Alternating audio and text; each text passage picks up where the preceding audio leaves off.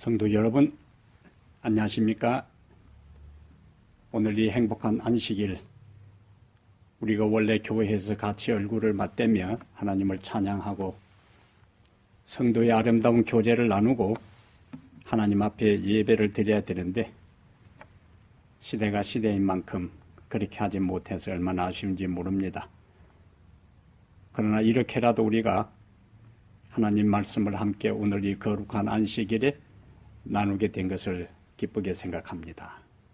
우리 하나님의 말씀을 들을 때에 거룩한 성령께서 우리와 함께 하시고 하나님의 거룩한 성령으로 우리가 함께 서로 교감하고 하나님의 임재를 경험하는 이 안식일이 되기를 간절히 바랍니다.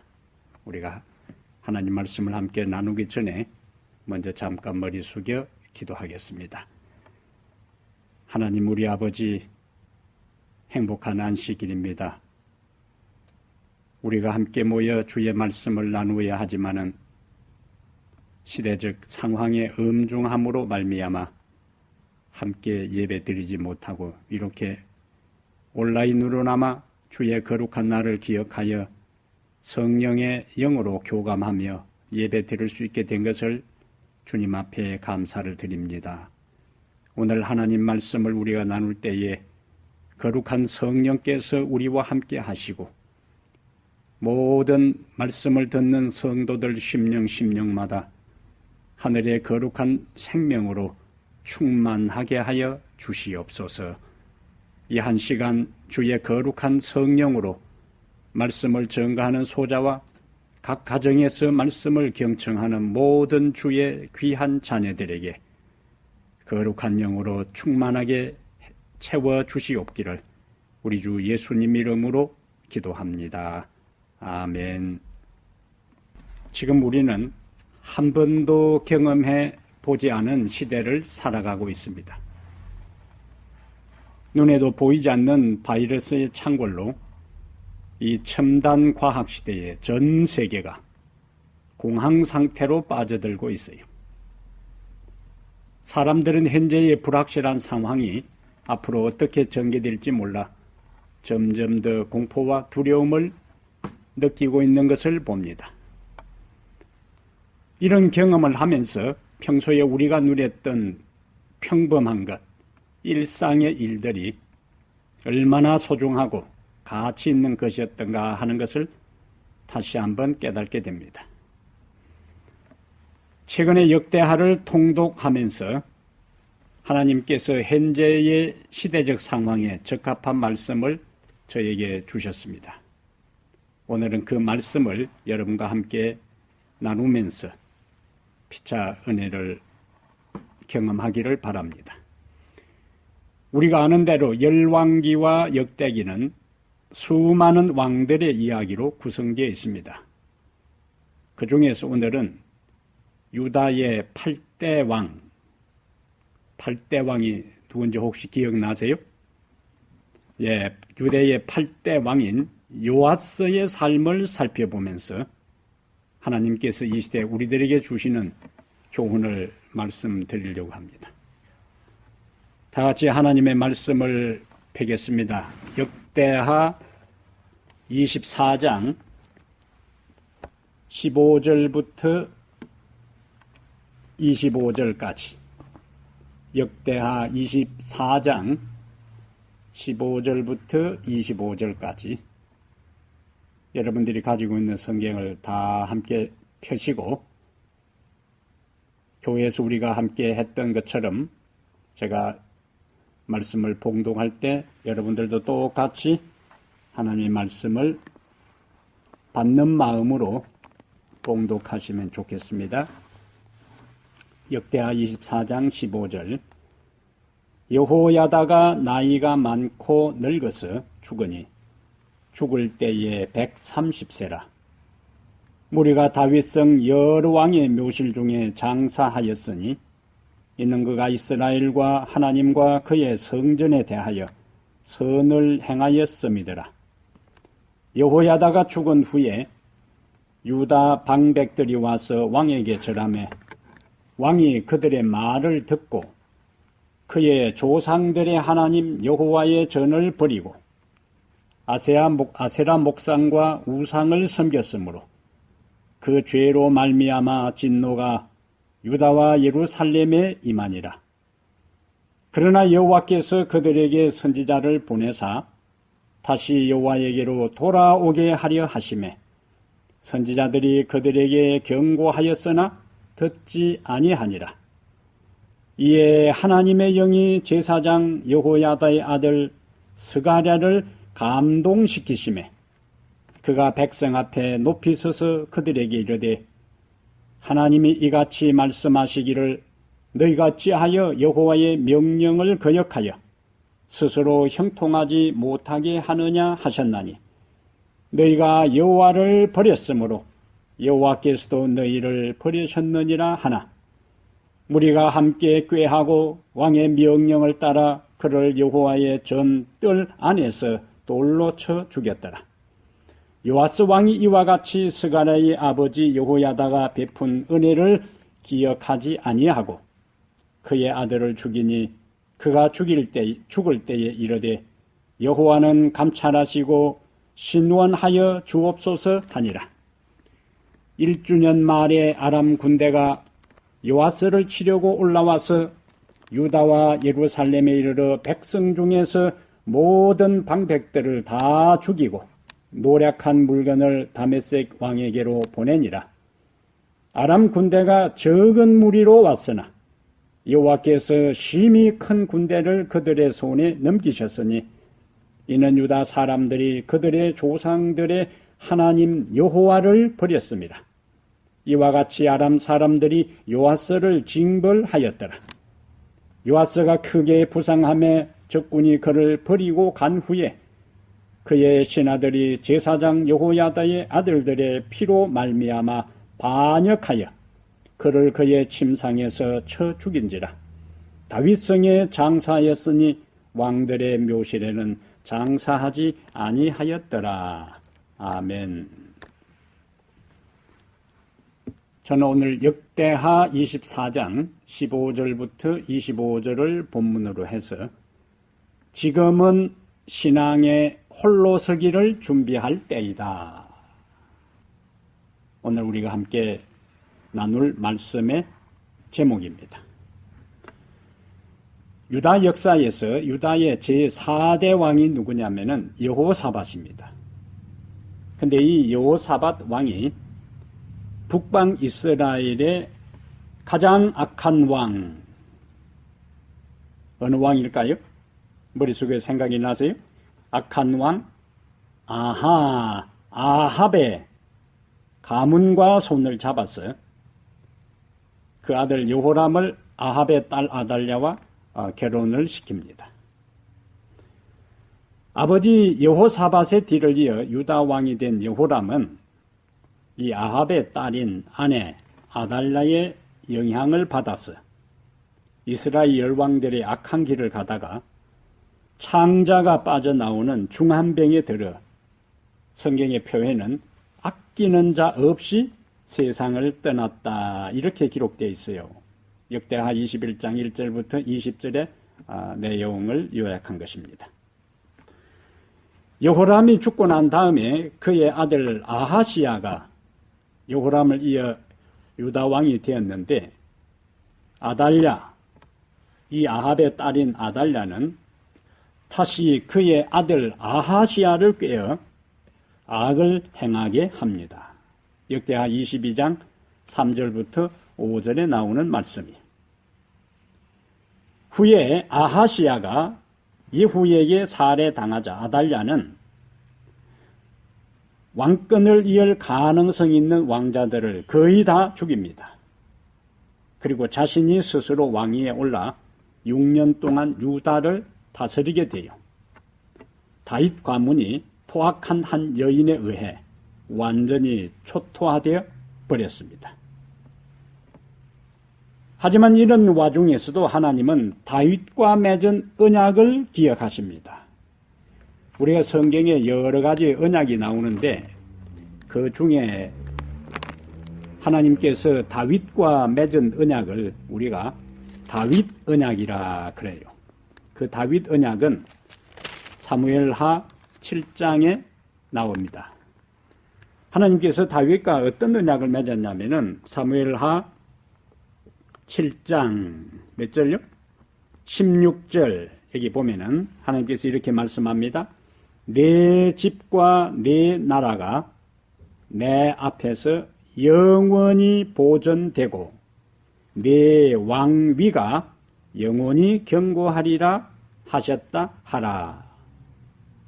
이것은 다윗 가문이 다윗 왕조가 끊어지지 아니하고 계속 이어진다는 거예요. 왜냐하면 하나님께서 유다 자손인 다윗의 후손을 통해서 메시아가 이 세상에 오시도록 이미 약속하셨기 때문에 다윗 왕조가 끊어져 버리면은 메시아의 계보가 끊어지니까 하나님의 구속 계획에 문제가 생깁니다. 그래서 지금 이 아달랴가 자기의 손주들을 모조리 죽여버리고 차후 차기의 다윗 왕조를 일으킬 사람을 한 사람도 없도록 죽이는 것처럼 나오는데 하나님은 이 하나님과 다윗과 맺은 이 다윗 언약을 기억하시고 다윗 가문의 등불이 꺼지지 않도록 씨를 남겨주셔요. 하나님은 어떤 상황에서도 당신의 언약을 기억하시고 지키시는 분입니다. 그래서 우리는 그분을 절대적으로 신뢰할 수 있어요. 역대하 22장에 하나님께서 어떻게 기가 막힌 섭리로 왕자들이 몰살당하면서 다윗 왕조가 완전히 끊어질 그 위태로운 상황에 어떻게 섭리하시는가 하는 것이 역대하 22장 11절 12절이에요. 우선 10절부터 보면요. 아하시아의 어머니 아달랴가 자기의 아들이 죽은 것을 보고 원래는 슬퍼하고 그래야 되는데 이 여인이 보통 잔인한 여인이 아니에요. 아들이 죽은 것을 보고 일어나 유다 집의 왕국의 씨를 모두 진멸하였으나 여기 중요한 단어는 뭐겠어요? 진멸하였으나 여기 희망이 있는 겁니다. 11절에 왕의 딸 여호사밧이 아하시아의 아들 요아스를 왕자들이 죽임을 당하는 중에서 몰래 빼내어 그와 그의 유모를 침실에 숨겨 아달랴를 피하게 하였으므로 아달랴가 그를 죽이지 못하였더라. 여호사밧은 여호람 왕의 딸이요 아하시아의 누이요 제사장 여호야다의 아내이었더라. 정리하면은 경건한 제사장 부부, 이 어린 아이의 고모였던 여호사밧과 고모 부인 제사장인 여호야다가 이 어린 왕자 요아스를 침실에 숨겨서 왕자들이 다 학살당하는 그 와중에 한 아이를 겨우 건질 수 있게 되었습니다. 이렇게 기적적으로 살아난 요아스는 자그마치 몇 년 동안 22장 12절에 보면은 요아스가 그들과 함께 하나님의 성전에서 몇 년 동안요? 6년을 숨어 있는 동안에 아주 그 포악한 여인 아달랴가 왕으로서 나라를 다스리게 됩니다. 이제 세월이 흘러 요아스가 7살이 되었습니다. 불법적으로 왕권을 장악한 이 아달랴가 유다를 통치한 지 7년째 되는 해에 백성들은 아달랴의 학정에 시달리며 불만이 극에 달아 있었어요. 백성들의 불만이 극에 달한 것을 파악한 제사장 여호야다는 드디어 때가 왔구나. 하나님께서 기회를 주시는구나 판단하고 치밀한 계획하에 전격적으로 거사를 실행하여 이 여왕인 아달랴를 제거하고 요아스를 왕으로 옹립하는 데 성공하게 됩니다. 요아스의 즉위식이 온 백성이 즐거워하는 중에 마무리된 후에 7살에 이 유다의 왕이 된 요아스의 모습을 역대하 24장 2절은 이렇게 묘사하고 있어요. 역대하 24장 2절입니다. 제사장 여호야다가 세상에 사는 모든 날에, 그 다음에 무슨 말씀이죠? 요아스가 여호와 보시기에 정직하게 행하였으며, 제사장 여호야다가 세상에 사는 모든 날에 요아스가 어떻게 했다고요? 누구 보시기에? 여호와 보시기에 어떻게 행했다고요? 정직하게 행했다. 이것이 유다의 8대 왕이 된 요아스의 초기 통치 시절의 성경적 묘사입니다. 그러면서 요아스는 약 40년 동안 유다를 통치했는데, 역대하 23장 2절의 말씀처럼, 24장 2절의 말씀처럼 통치 초기 여호야다가 살아있을 동안에는 여호와 보시기에 정직하게 행하며 선정을 베풀게 됩니다. 성경은 그 말씀을 기록한 다음에 요아스의 시위, 치적 중에서 가장 두드러진 업적이 무엇인가 하는 것을 이 역대하 24장 4절부터 14절에 요약해 놓고 있어요.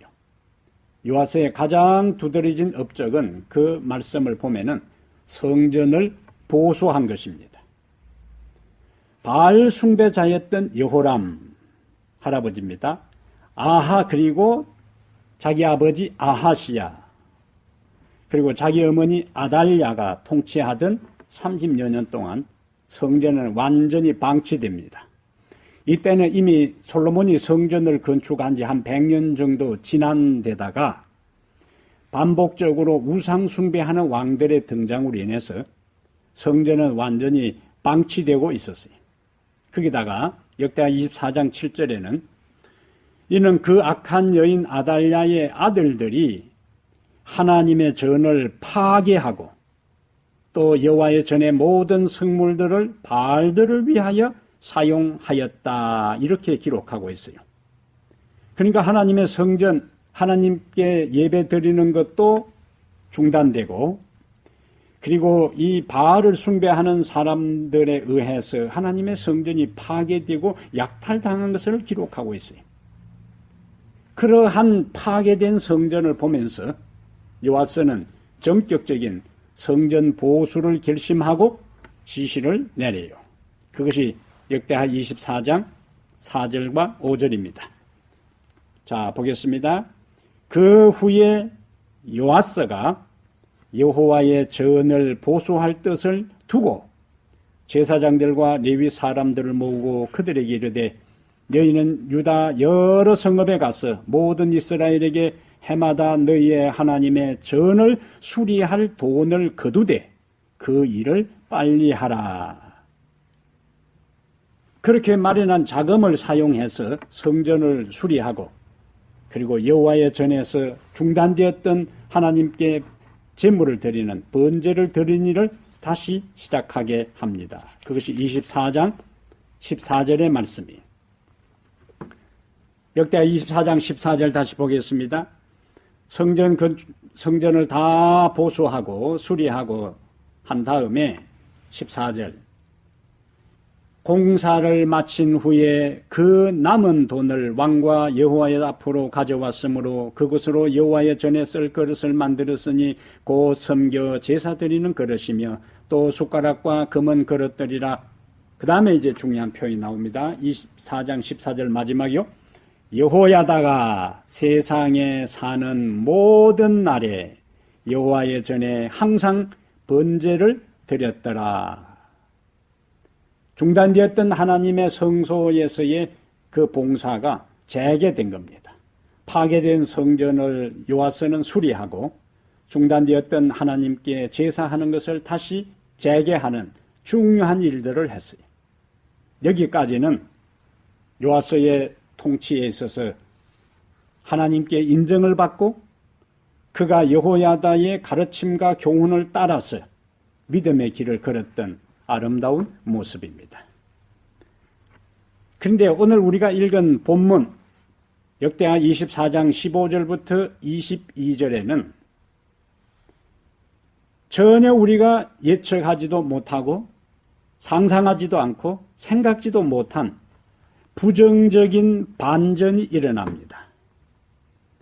역대하 24장 15절부터 22절에는 홀로 서기에 실패한 요아스의 범죄 목록입니다.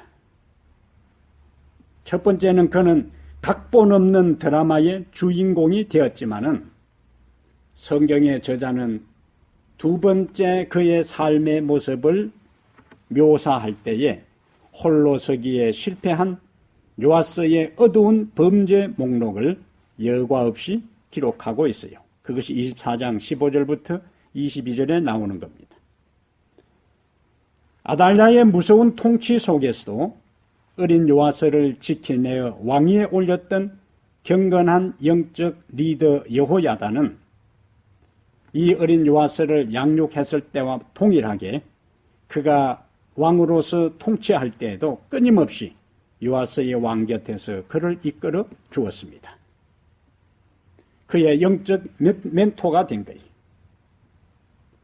그런데 우리를 혼란하게 만드는 내용이 18절에 등장합니다. 18절 보면은 그의 17절부터 보면 연결이 되겠어요. 여호야다가 죽은 후에 유다 방백들이 와서 왕에게 절하매. 자, 17절까지는 잘했어요. 그런데 왕에게 방백들이 와서 절하매 왕이 그들의 말을 듣고 그 다음에 우리가 전혀 상상하지도 못할 일들이 일어나게 돼요. 18절 그의 조상들의 하나님 여호와의 전을 버리고 아세라 목상과 우상을 섬겼으므로 그 죄로 말미암아 진노가 유다와 예루살렘에 임하니라. 충격적인 이야기죠. 요아스는 갑자기 자신이 직접 명령하여 주도적으로 수리한 성전 예배를 중단하고 아세라 목상과 우상을 섬기기 시작합니다. 그리고 19절에는 하나님께서 그들을 왕과 그 방백들을 돌이키려고 여러 선지자들을 반복해서 보내 경고하셨지만 듣지 않았다고 19절에 말씀하고 있어요. 19절 보겠어요? 그러나 여호와께서 그들에게 선지자를 보내사 다시 여호와께로 돌아오게 하려 하심에 선지자들이 그들에게 경고하였으나 듣지 아니하니라. 선지자들이라 했으니까 하나님께서 첫 번째 선지자를 보내서 그들에게 경고했을 때에 그 경고를 거절할 때 하나님이 포기하지 않았어요. 또 다른 선지자를 보냈어요. 그러니까 성경에는 19절 마지막에 보니까 선지자들이 그들에게 경고하였으나 19절 마지막은 어떻게 묘사합니까? 듣지 아니하니라. 이것이 이제 홀로 서기에 실패한 요아스가 점점 죄의 길로 가는 그 모습이요. 그리고 다시 이제 20절부터 22절에 스가랴 선지자가, 이 스가랴 선지자는 요아스를 숨겨서 살리고 그를 양육하고 그를 키우고 그를 왕으로 옹립하고 그의 영적 리더로서 멘토로서 지금까지 함께 지냈던 여호야다가 이 스가랴 선지자의 아버지요. 20절에 보면은 역대하 24장 20절에 이에 하나님의 영이 제사장 여호야다의 아들 스가랴를 감동시키심에, 자, 하나님의 성령이 그에게 강력하게 임합니다. 하나님은 여러 선자들을 보냈지만은 백성들이 회개하지 않고 왕이 돌이키지 아니했지만 포기하지 아니하시고 다시 마지막으로 스가랴를 이 왕과 백성들에게 보내요. 그가 백성 앞에 높이 서서 그들에게 이르되 하나님이 이같이 말씀하시기를 너희가 어찌하여 여호와의 명령을 거역하여 스스로 형통하지 못하게 하느냐 하셨나니 너희가 여호와를 버렸으므로 여호와께서도 너희를 버리셨느니라 하니, 이렇게 돼야 되는 거예요. 하니 그들이 회개했다. 이렇게 연결돼야 맞는데 너희를 버리셨느니라 하나 21절 무리가 함께 꾀하고 왕의 명령을 따라 그를 여호와의 전뜰 안에서 돌로 쳐 죽였더라.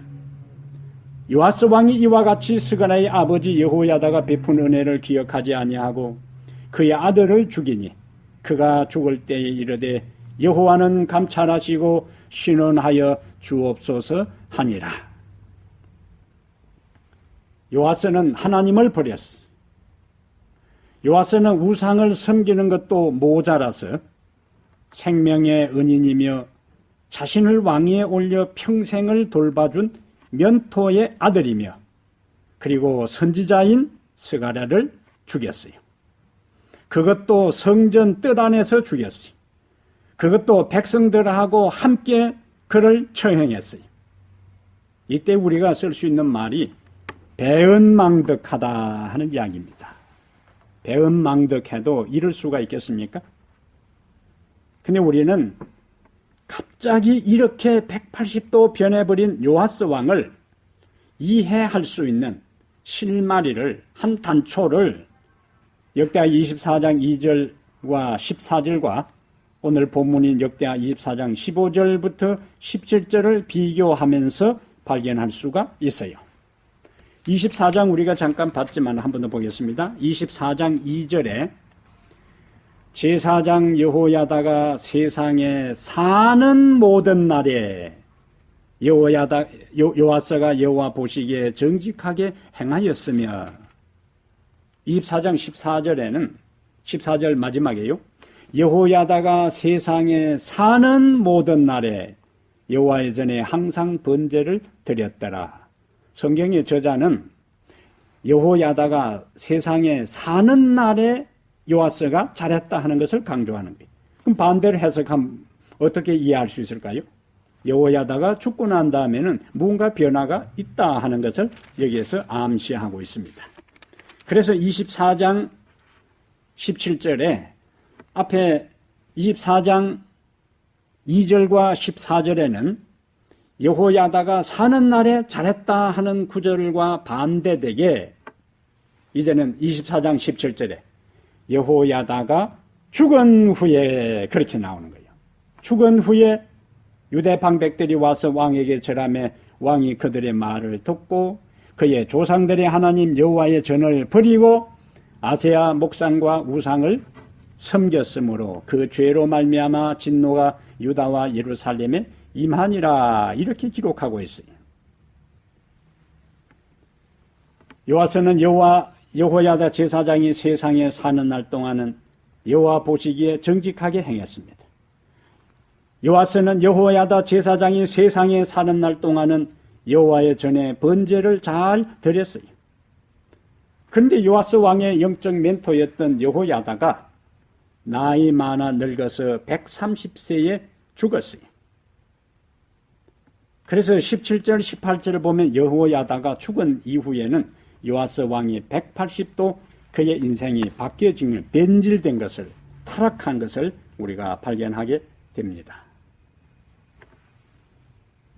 스마트폰이 나오기 전에는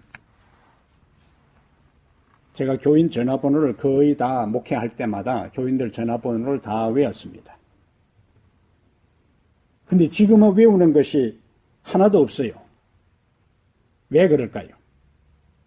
교인들을 향한 관심과 사랑은 동일한데 왜 옛날에는 교인들 전화번호를 다 외웠는데 지금은 하나도 외우지 못할까요? 스마트폰만 열면은 그대로 있으니까 그 번호 보고 누르면은 그냥 전화가 연결되니까 외울 필요가 없어요. 스마트폰에 저장된 것을 의지하다 보니까 전혀 머릿속에는 기억이 되지 않은 것입니다. 옛날에 우리가 여행을 할 때에는 주변 지도를 보고 어떤 때는 또 지도에 있는 것을 간단하게 약도를 그려서 주변 지리를 살펴보면서 위치를 찾았습니다. 그래서 몇 번 가면은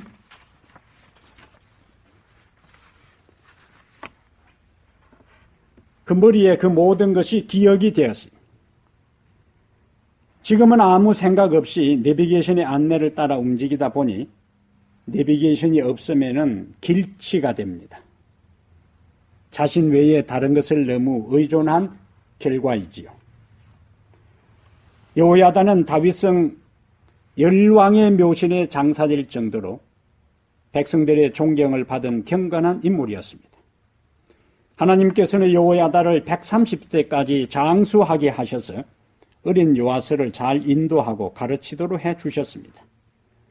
요아스는 제사장 여호야다 같은 든든한 영적 서성이 옆에 있었기에 하나님 앞에서 경건할 수 있었어요.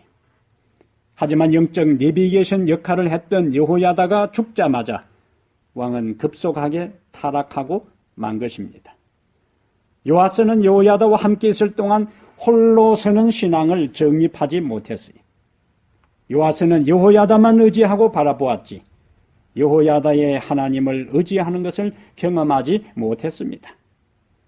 그래서 자신의 신앙을 갖지 못한 상태에서 인간적 방패막이와 의지할 기둥이었던 여호야다가 죽고 나니까 요아스는 방백들의 지지를 잃지 않기 위해 그들이 권하는 우상숭배에 빠져 타락의 길을 가고 만 것입니다. 세계 제2차 세계대전의 전운이 동북아시아를 뒤덮기 시작할 때 미국 정부는 당시 한국에 머물고 있는 미국 선교사들에게 조속한 귀국을 권고하게 됩니다. 그리하여 선교사들이 교단의 행정적인 책임을 우리 한국 사람들에게 다 이양하고 급거 귀국하게 돼요. 그런데 한국 재림교회는 당시에 종교적 이념이나 재정이나 행정적인 훈련 등을 충분히 받지 못한 상태에서 1941년 2월부터 교단 운영에 책임을 맡게 돼요. 그 결과 일제치하에서 신사참배나 황국 국민의 서사나 궁성요배나 창씨 계명 등에 굴복하고 맙니다. 결국 1943년 12월 28일에 선교사들이 떠난 지 3년 만에 교단이 해산되고 모든 교회는 폐쇄되고 말았어요. 우리 교회 역사학자들이 재림교회 해산의 여러 요인들을 이야기하고 있는데 그 중에 하나는 한국 교회가 평화 시기에 지도력에 홀로 서기를 하지 못하고 전적으로 선교사 의존적인 상태에 머물고 있다가 준비가 되지 않은 상태에서 막중한 책임을 맡아 감당하기에는 역부족이었다는 것이 바로 우리 재림교단이 1943년에 해산되게 되는 원인이 되었다 하는 이야기입니다. 교회가 해산되자 신자들은 당황하기 시작합니다. 목사들은 더 이상 활동할 수 없게 발이 묶였어요.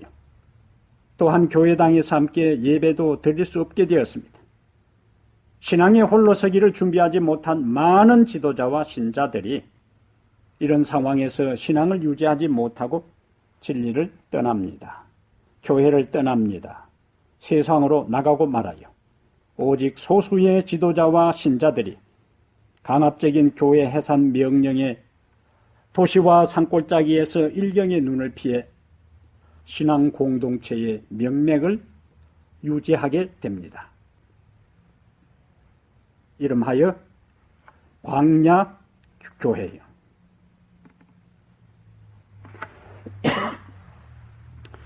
한국 재림교회 역사에서 일제의 교회의 강제 해산과 광야교회 경험은 앞으로 비슷한 일이 발생할 때 지도자와 성도들이 어떻게 반응할 것인가를 미리 보여주는 예고편이었습니다.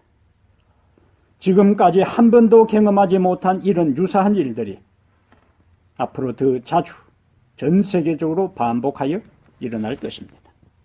교회에서 예배를 드리지 못하게 하는 법령이 선포되고 목사가 공식적인 역할을 하지 못하게 되고 어길 경우에 투옥이나 엄청난 벌금이나 심지어 죽인다고 할 때에 여러분은 어떻게 할 것입니까?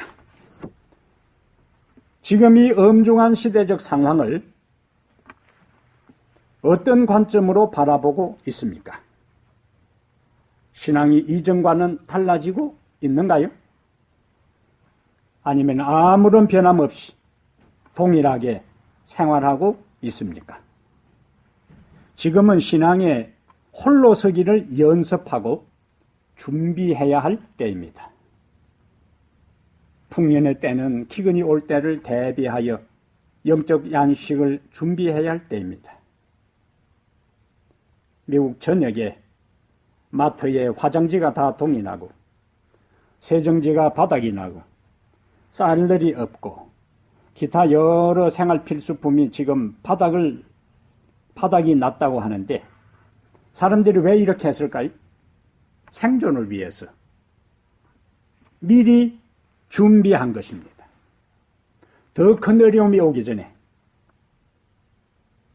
그 모든 지금 있는 것이 없어지기 전에 떨어지기 전에 동이 나기 전에 그것을 구입해서 더 큰 어려움이 올 때에 생존을 위해 준비하기 위해서 그렇게 한 것입니다.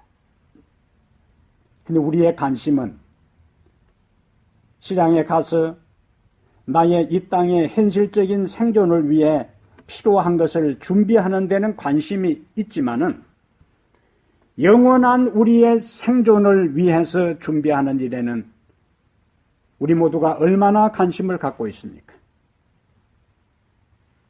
우리는 영원한 생명을 위하여 영적 양식을 준비해야 할 때가 있다면 바로 지금입니다. 여러분은 이러한 시대적 상황을 바라보면서 어떤 결심을 하십니까? 돌이켜 영적으로 마음의 허리를 동이고 주께로 가까이 가는 사람은 위기의 때에 하나님의 보호를 받을 것입니다. 지난 시간에 제가 말씀드린 시편 91편의 약속이 우리에게 성취될 것입니다. 하지만 이렇게 반복해서 강조하고 호소해도 여러 선지자들의 기별과 스가랴의 마지막 영감적인 경고의 기별을 끝까지 거절한 요아스처럼 주께로 마음을 돌이키지 않고 지금 사는 그대로 지금 영적 무관심, 말씀의 무관심, 세속적인 모든 것에 우선순위를 두고 살아가는 우리의 삶이 계속된다면 불행하게도 우리도 요아스와 같은 운명에 처할 수밖에 없는 것입니다. 우리는 요아스의 세 번째 국면을 살펴볼 필요가 있어요. 역대하 24장 23절부터 25절입니다.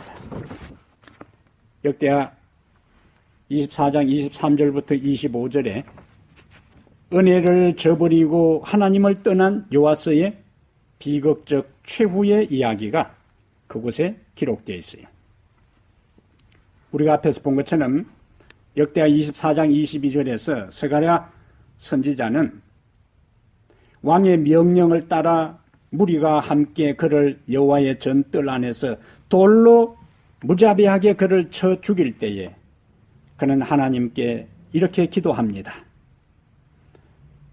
그가 24장 22절에 그가 죽을 때에 이르되 여호와는 감찰하시고 신원하여 주옵소서. 여기 신원이라 하는 것은 하나님께서 복수해달라는 이야기. 하나님께서 내 억울한 죽음에 대해서 그 한을 풀어달라는 기도가 신원하여 주옵소서. 감찰하사 나를 신원하여 주옵소서. 하나님은 의로운 자의 기도에 응답하시는 분입니다. 하나님은 억울한 누명을 쓰고 당신의 명령에 따라 성령의 감동으로 백성을 살리고 회개시키고 돌이켜 구원 얻도록 하기 위해서 반복해서 보낸 그 선지자들을 거절하고 그 선지자를 성전에서 돌로 쳐 죽인 그 사람들에 대해 절대로 묵과하지 않습니다. 공의의 하나님은 그것을 절대로 지나치지를 않아요. 23절과 24절에 1주년 말에 스가랴가 돌의 성전 뜰에서 왕과 백성들에 의해서 돌에 맞아 죽은 그 1주년 말에 아람 군대가 요아스를 치려고 올라와서 유다와 예루살렘에 이르러 백성 중에서 모든 방백들을 다 죽이고 노력한 물건을 다메섹 왕에게로 보내니라.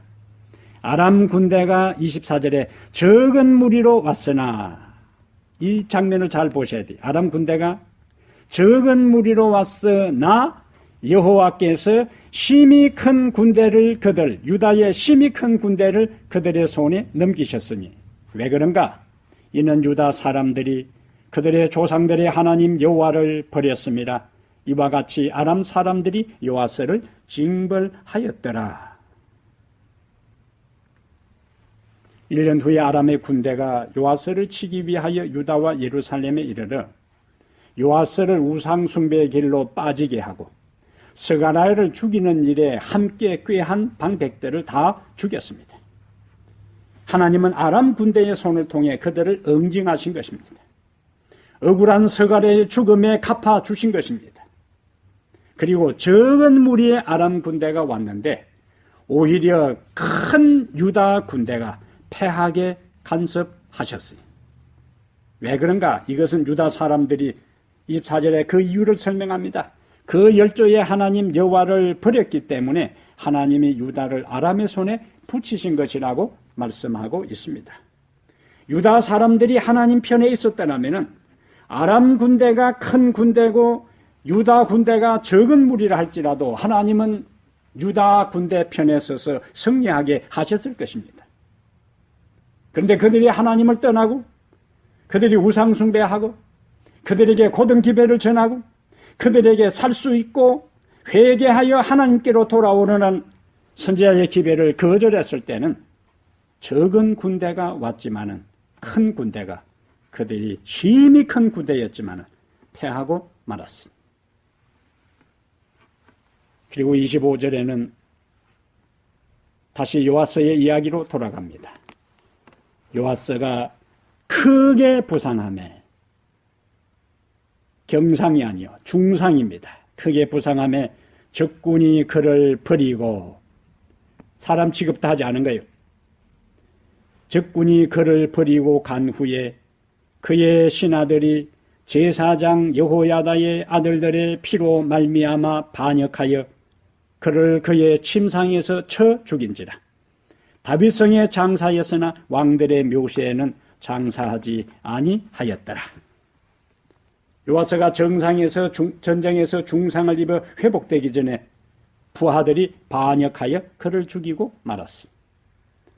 요아스가 여호야다의 의뢰를 저버리고 여호야다의 교훈에서 떠나고 선지자들의 경고를 반복하여 듣지 않고 마지막으로 하나님께서 보낸 스가랴 선지자의 권면도 무시하고 묵살하고 거절하고 돌이키지 않았기 때문에 이러한 참극을 당하고 만 것입니다.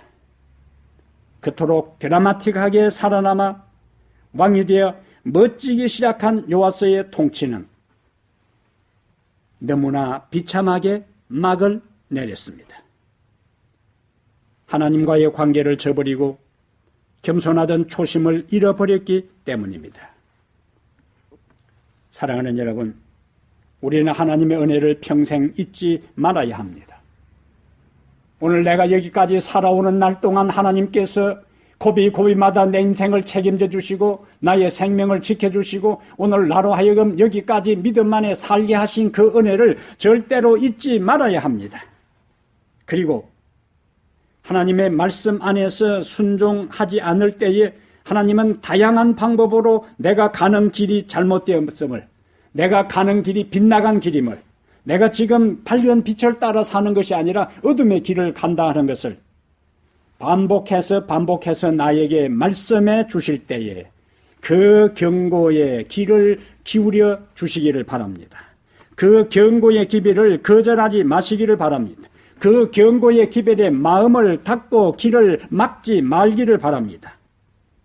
늘 겸손히 스스로 돌아보며 매일 받은 은혜를 따라 우리는 살아가야 하는 것입니다. 인생은 결국 홀로 갑니다. 그래서 지금은 바로 홀로 서기 신앙을 준비하고 연습할 때입니다. 교회에서 함께 예배 드리지 못하고 가정에서 예배 드리는 이 기회가 신앙이 침체되고 신앙이 나태해지고 우리의 믿음이 흐트러지는 그러한 때가 아니라 대신 더욱 신앙의 기초를 단단히 다지는 계기가 되기를 중심으로 기원합니다. 왜냐하면 지금은 신앙의 홀로 서기를 준비할 때입니다. 지금 우리가 영적으로 더 많이 기도하고 더 많이 자신을 살피고 더 많이 말씀을 가까이 하고 영적인 내공을 키울 때에 앞으로는 교회가 해산되고 더 이상 교회에서 예배를 드리지 못하고 목사도 목사 역할을 하지 못하고 성도들이 함께 모이지 못하는 그러한 위태로운 때가 올지라도 우리는 홀로 지금과 같은 시간대에 홀로 서는 신앙을 연습하고 준비할 때에 우리는 그때에도 물러가는 인생이 아니라 떠나가는 인생이 아니라 넘어지는 인생이 아니라 하나님 안에서 굳게 서는 요동치 아니하는 말씀 위에 굳게 서는 반석 위에 굳게 서는 승리하는 성도가 될 수 있습니다. 여러분 가정에서 예배드리는 이 안식일 여러분의 관심이 세속으로 향하지 말게 하고 세속의 음악을 듣는 대신에 세속의 프로를 보는 대신에 세속의 글을 읽는 대신에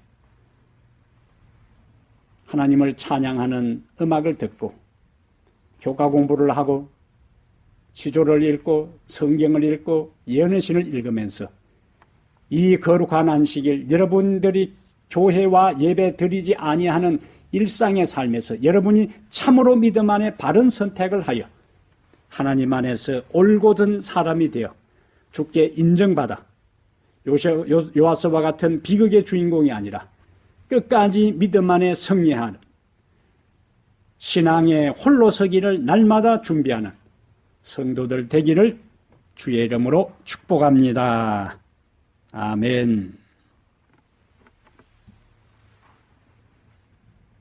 이제 우리가 함께 마음을 모아 오늘 말씀을 생각하시면서 주님 앞에 결심하는 기도를 드리겠습니다. 은혜로우신 우리 하나님, 오늘 이 거룩한 안식일에 우리에게 말씀해 주시니 감사합니다. 시대가 엄중한 이때에 수많은 사람들이 현재의 어려움과 앞으로 닥칠 일들을 두려워하고 염려하고 온 세상의 모든 것이 마비되고 중단되고 왕래가 끊기는 이 절박한 시절에 우리로 하여금 생각하게 하는 말씀을 주시니 감사합니다. 하나님 아버지, 지금은 신앙의 홀로 서기를 연습하고 준비해야 할 엄숙한 때임을 기억하게 하여 주시옵소서. 이번 기회가 우리의 신앙이 더 단단해지고 이번 기회가 우리의 믿음이 더 뿌리를 깊이 내리며 이번 기회에 더 하나님을 온전히 신뢰하는 믿음이 재충전되는 기회가 되게 하여 주시옵소서. 거룩한 안식일을 온전히 기억하여 거룩히 지키며 하나님께서 우리에게 반복하여 경고하시고 말씀하신 음성에 귀 기울여 우리의 삶이 하나님이 명한 바로 그 길을 정로를 걸어가 하나님께 인정받는 성도 되게 하여 주시옵소서. 우리 성도들 가정가정에 경제적으로 어려움 당치 않도록 도와주시고 어려움 당할 때에 극복할 수 있는 능력을 주시고 이러한 때에 우리의 모든 건강 법칙을 제대로 준수하여 창고라는 전염병과 그리고 질병 가운데서도 사랑하는 성도들 가정 성도들 한 사람 한 사람이 건강하도록 축복하여 주시옵소서. 주님, 이 모든 고난의 때가 빨리 지나가서 우리 모두가 다 함께 교회에 모여 기쁜 마음으로 성도의 아름다운 교제를 나누고 손을 마주잡고 얼싸안고 살아계신 하나님께 마음껏 찬양할 수 있는 날이 어서 속히 오도록 축복하여 주시옵소서. 이제는 우리 주 예수 그리스도의 은혜와 하나님 아버지의 무한하신 사랑과 성령의 충만한 역사가 머리 숙인 모든 각 가정에 있는 우리 성도들 머리 위에 영원토록 함께 있을지어다. 아멘.